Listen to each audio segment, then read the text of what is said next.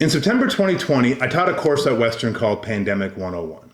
It was an exploration of the then emerging COVID pandemic from a legal, ethical, and policy point of view, considering some of the economic, social, and environmental impacts the pandemic was having.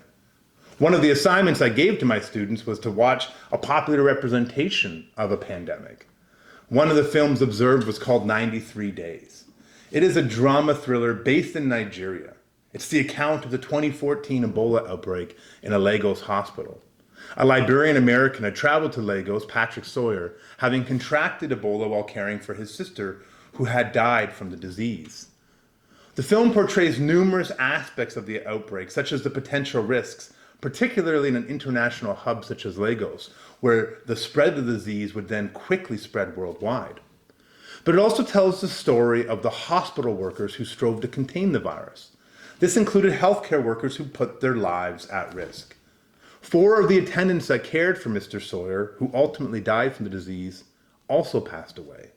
This included Emeo Adevo, the physician that originally quarantined Mr. Sawyer despite pressure from the Liberian government. She kept Mr. Sawyer in isolation, ultimately helping to curb the spread of the disease. Ebola has a fatality rate of 25 to 90%, averaging at about 1 in 2 that contracted the disease die. Imagine being a physician or a healthcare worker in a hospital or the custodial staff where there's actually an outbreak of a disease like this. We have many imaginative accounts of the spread of viruses, from movies like Contagion and World War Z to shows like The Walking Dead. We are, as a society, obsessed with the spread of viruses and the havoc it can wreak on society. A common thread in these stories is the role that brave healthcare providers play in addressing infectious diseases. At the start of the COVID-19 pandemic, you may recall people going outside at a certain time and banging their pots and clapping their hands, trying to show solidarity with healthcare workers, or the proliferations of signs on lawns offering support for frontline workers. We recognize collectively the importance of healthcare workers showing up to work, especially during an emergency. But what might not be known is that there's an expectation to show up. This is the duty to actually report to work. The College of Physicians and Surgeons of Ontario has a policy on public health emergencies. The policy holds that in fulfilling their individual commitment to patients, professional commitment to colleagues, and collective commitment to the public, physicians must be available to provide physician services during public health emergencies. Physician services here includes a number of things. It could be the provision of direct medical care to people that are actually in need, or it could be performing other sorts of administrative or indirect activities to support the effort to respond to an emergency. In its guidance to the profession, the college notes that in the event of a public health emergency, the public relies on physicians. Physicians are uniquely positioned to provide care during public health emergencies, and they have an ethical duty to provide medical care and/or physician services. The ethical duty here is derived from the values of the medical profession that are set out in the CPSO's Essentials of Medical Professionalism. These include compassion, service, altruism, and trustworthiness. Certainly that's an important imperative of the college to ensure that physicians are actually in that position, and we have consistently talked about the importance of things like trust. We have to believe what our healthcare providers are saying. That's why in cases like Norberg and Weinrib, we are concerned when the relationship is exploited for personal gain. Now, there might be reasons in a pandemic or in an emergency why a physician might not participate. For example, some physicians themselves have health conditions, or perhaps are responsible for a family member that has limits on the type of exposure or expectations on the type of care they may need to receive. This may impact a physician's ability to participate in providing services. So the college also notes that those who have a personal health and/or limitation on their ability to provide services must engage in indirect activities that support the response to the emergency. In short, there is a duty as a physician to show up during an emergency.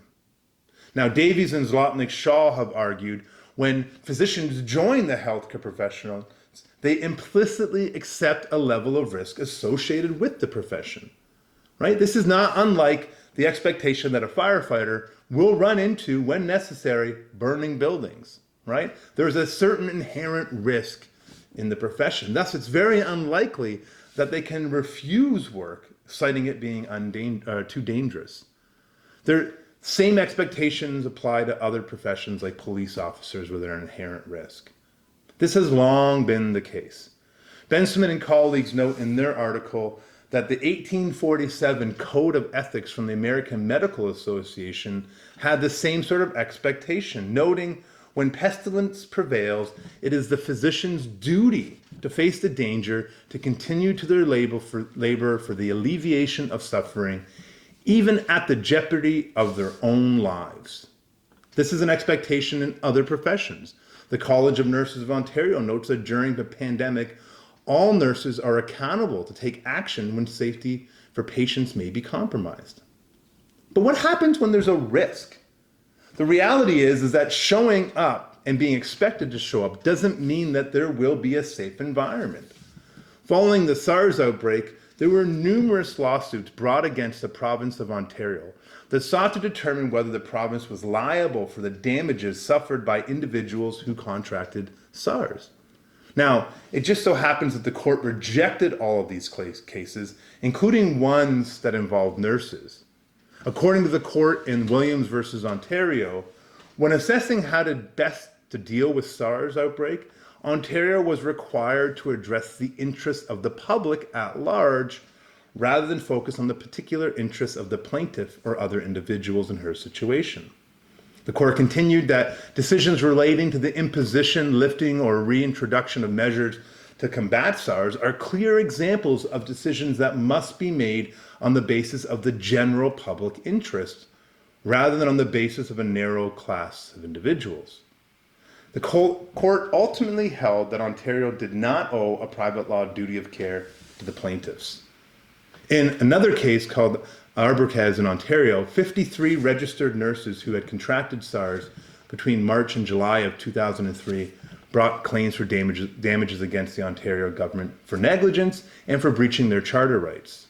Here, the Court of Appeal concluded that when developing a public policy and elaborating standards in relation to the containment of SARS, the interests of Ontario's compassionate and courageous nurses were but one of the myriad of factors to be weighed and balanced.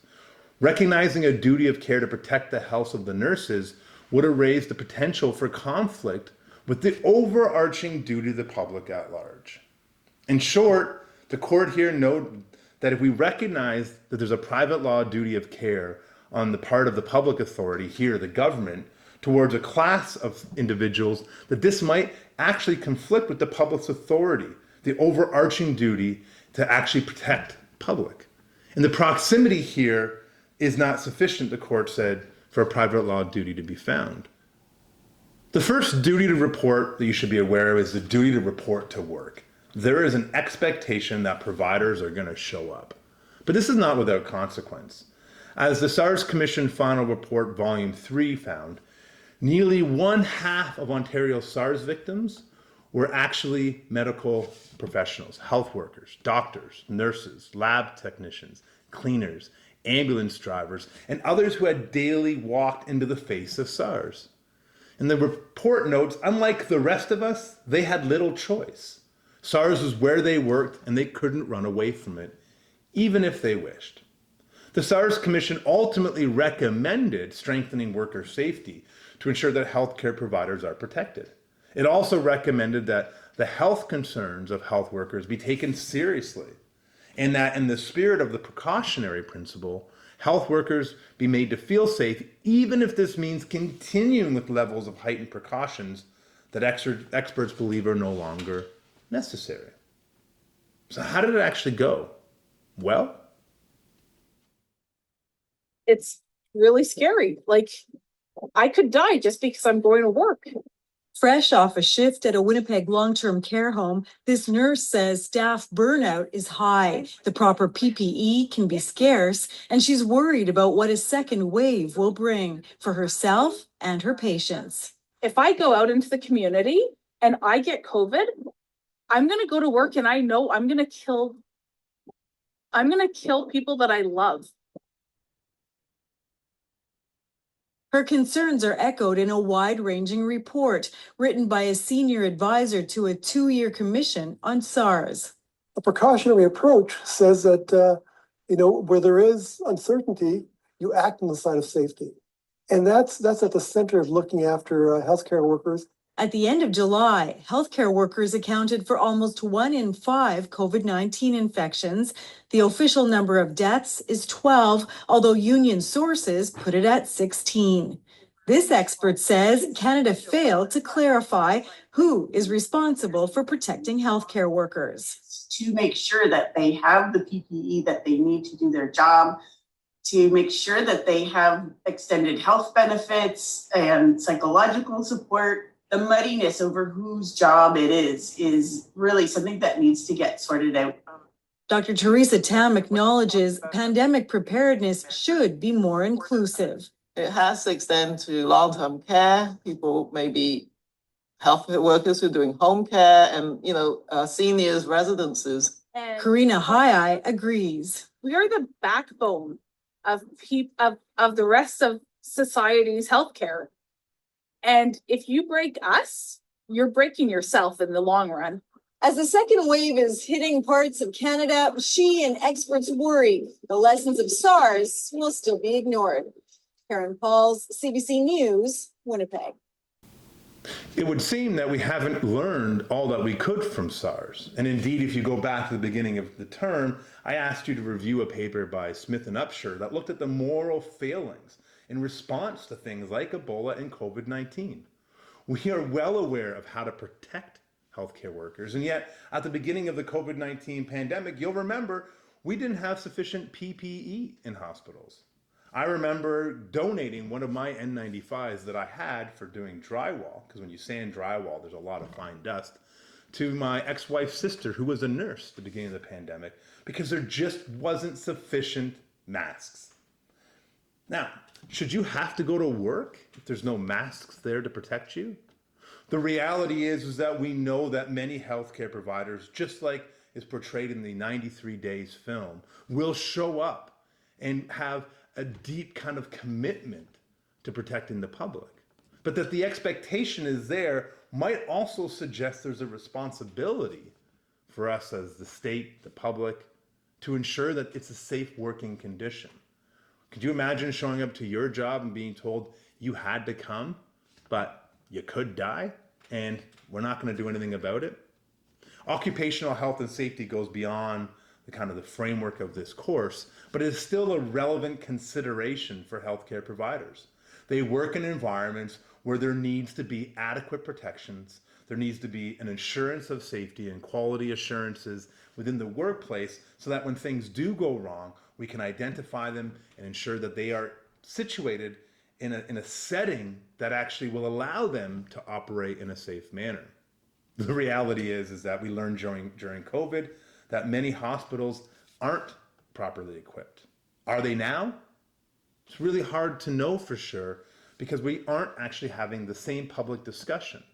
If the idea from the SARS Commission is that we should have kept all those recommendations and public health measures to ensure that there would be safeties for healthcare workers, and that the precautionary principle would mean that we would actually continue heightened measures just to be 100% certain, well, that kind of fell apart during SARS when Doug Ford's government and other governments across the country lifted mask mandates, including in hospitals, essentially exposing people to increased levels of risk. The duty to report is an important one, but we also need to consider our obligation for those who do show up and to those that show up. The duty to report goes beyond the duty to report to work. There's also the duty to perform the job. Now, we've already discussed this a little bit in the context of the duty to refer. A physician is expected to provide treatments to a patient. And if they can't, there's an expectation they will refer that. So what if the provision of the treatment is contrary to the physician's beliefs? Consider, for example, the provision of medical assistance in dying. There are many physicians who, because of their values or beliefs, whether it be Christian or otherwise, consider it morally wrong and ethically problematic for them to provide access to MAID. And they feel this not just in the direct provision, but in the referral for MAID. As been discussed, there is a duty to refer that is invoked here. For example, the College of Physicians and Surgeons of Ontario notes that physicians must comply with the policy on MAID, requiring that if they're not willing to provide the service, that they ensure an effective referral. The college's policy on human rights and the provision of health services clearly stipulates what is required when a provider may wish to limit health services for reasons of conscience or religion. It notes that the Court of Appeal for Ontario has confirmed that where there is an irreconcilable conflict between a physician's interest and a patient's interest, as a result of the physician's professional obligations and the fiduciary duty owed to their patients, the interest of the patient prevails. Again, you should be noting that here we start to see the blend of legal and ethical and professional obligations. And because of this, physicians must put the needs of the patient first, and that means they must provide the patient with an effective referral in a timely manner to allow the patient to access care and to not expose the patient to adverse clinical outcomes due to a delay. Here, an effective referral is defined as taking positive actions to ensure the patient is connected to a non-objecting, available, and accessible physician or other healthcare professional or agency. But not all physicians are willing to do this. Consider Dr. Amy Hendricks, a physician in Antigonish, Nova Scotia. She's been quoted as saying she cannot refer patients to another provider for complex and personal reasons. And I quote, "This policy says that if I will not provide that referral and send a letter asking one of my colleagues to kill my patients, that I am a bad doctor, that I need to be disciplined, that I may need my license revoked, and that I maybe shouldn't be practicing." Now, here she's referring to the college's response that if there wasn't an effective referral, there may be discipline. And Dr. Hendricks' position was, I cannot do this because in my mind, that's essentially asking my colleague to kill a patient. Now, these comments were condemned for being inflammatory, but there are providers who refuse to provide care they object to. Some argue that providing care is akin to facilitating it, and that there isn't much of a difference between the actual admission or administration of something like MAID and the referral for the admission or administration of MAID. Now, it's widely recognized that the failure to refuse puts the patient at risk. Refusing to make a referral might create unreasonable delays for obtaining medical services, forcing a patient to spend time searching for another willing provider. And that delay could cause both physical or psychological harm. In the case, the Christian Medical and Dental Society of Canada versus the College of Physicians and Surgeons of Ontario, where the society was challenging the college's policy for an effective referral, the Court of Appeal upheld the lower court's decision that while the college's policies may infringe individual physicians' religious freedoms, those policies were reasonable limits prescribed by law that are demonstrably justified in a free and democratic society. Recall here that Section 2 provides freedom for conscience and religion, and that Section 1 says these rights are guaranteed subject to only reasonable limits that can be demonstrably justified in a free and democratic society. And the court held that restrictions on the types of objections that a physician can put forward are such reasonable limits. The court noted that given the importance of physicians as gatekeepers and navigators in the healthcare system, that an effective referral is essential to preserving trust in the physician-patient relationship and to ensuring the prevention of harm to vulnerable patients. Now, it's really important here to note that objections to providing care aren't just for MAID. Donaldson has notes that the medical procedures that were objected to by the society included abortion, contraception, infertility treatment, prescription of erectile dysfunction medication, gender reassignment surgery, as well as medical assistance in dying. And these are the types of decisions that are often the most private, emotional, and challenging issues for patients to raise and discuss, even with trusted family physicians. Additionally, these patients are often vulnerable when they're making these decisions. And it may include those with financial, social, educational, or emotional challenges. It involves people that are young or old, poor, or addicted to drugs, or that may have mental health challenges or physical or mental disabilities. The economic, linguistic, culture, geographical barriers, or lacking skills and resources to navigate their way through a complex healthcare system. Thus, it's integral that the family physician fulfill the important role as the gatekeeper and patient navigator for healthcare services by ensuring that even if they are not willing to provide a service, that they make an effective referral. They make an effective referral. The final duty regarding reporting that we're going to cover in this video is the duty for providers to report about things they may observe or witness. And we've talked about this a few times already this term. As the College of Physicians and Surgeons of Ontario notes, physicians are required to report certain events or clinical conditions regarding their patients, other regulated health professionals, or even themselves to the CPSO, other regulatory bodies such as colleges or designated agencies. The most integral requirement are the legal reporting requirements. The law requires physicians to report on certain events and conditions. For example, physicians are required to report if a colleague is incompetent or incapacitated.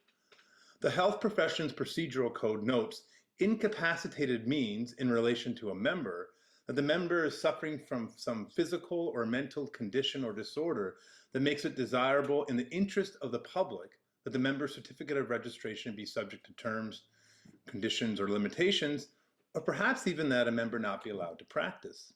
Incompetence refers to those regulated health professionals whose care of a patient displayed a lack of knowledge, skill, or judgment of a nature, or to an extent that demonstrates that they're actually unfit to continue to practice, or that perhaps their practice should be restricted.